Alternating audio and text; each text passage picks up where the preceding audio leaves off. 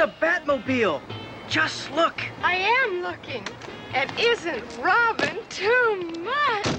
Batman, you might think you know the campy 1960s Batman TV series. But behind the Batcave walls, things got weird. From exploding sets to outrageous salaries to a studio so cheap they reused villains' lairs. This show was more chaotic behind the scenes than any Gotham showdown. Batman's costume almost looked completely different. And it involves spandex. A lot of spandex. So grab your Batarang and slide into the Batmobile. Because here come the top 10 strange, but true facts. You won't believe about the Batman TV series. Before the final blue and gray look, early costume designs for Batman were downright bizarre. One concept included shiny purple tights, a glittery cape, and a bright yellow mask. The idea was to make Batman more kid-friendly, but it looked more like a Vegas magician than a Dark Knight. Adam West fought to tone it down, insisting on a more serious, yet stylish, look. The compromise? A gray leotard, blue trunks, and that iconic cowl. Still bright, but with just enough grit to pass in Gotham. While Adam West got decent money for playing Batman, Burt Ward, our trusty Robin, was practically working for peanuts. In fact, he earned just $350 a week. Meanwhile, he was performing his own stunts and frequently getting injured. It was a really dangerous show, and you know it's dangerous when the first 4 of the first 5 days of filming you end up going to the emergency hospital every day with some significant injury. Ward once revealed he dislocated his shoulder, got stitches, and even suffered second-degree burns, all while wearing tights. Holy workers' comp, Batman? You know the sleek, flame-spitting Batmobile? It wasn't built from scratch. It started as a 1955 Lincoln Futura, a concept car made by Ford. The original model had bubble windshields and a bizarre paint job. Custom car genius George Barris bought it for just $1 and transformed it into the most iconic superhero car on TV. He had 3 weeks to finish the job. He nailed it. Those legendary BAM! Pow! Punches? They weren't just for fun. They were a solution. The network couldn't afford high-quality fight choreography or special effects.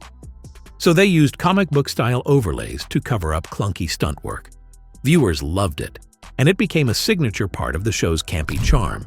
In fact, they reused the same animations episode after episode. Talk about recycling. Julie Newmar's Catwoman didn't just wear a costume, she became it. Her catsuit was so tight that it had to be painted with shimmer paint to give it that iconic reflective look. Zippers were hidden. Stitching was minimized. It was more sculpture than clothing. Julie once said she couldn't sit down in it.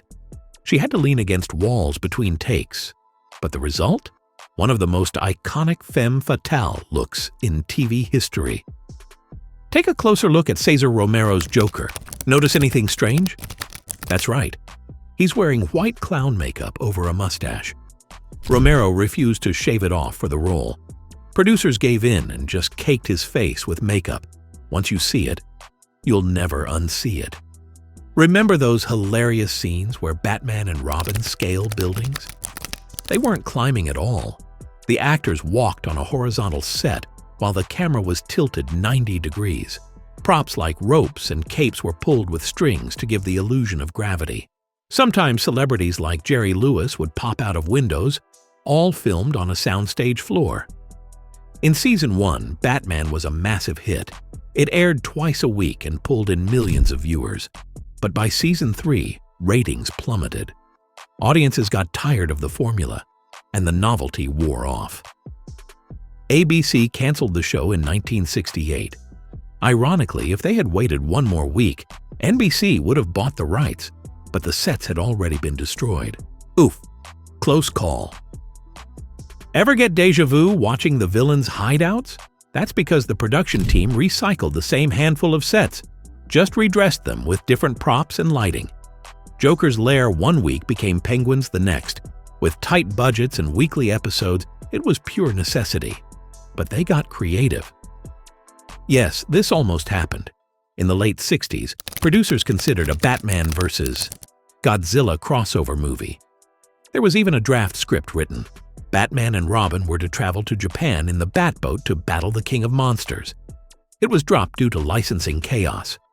But imagine the chaos on screen, wholly radioactive madness.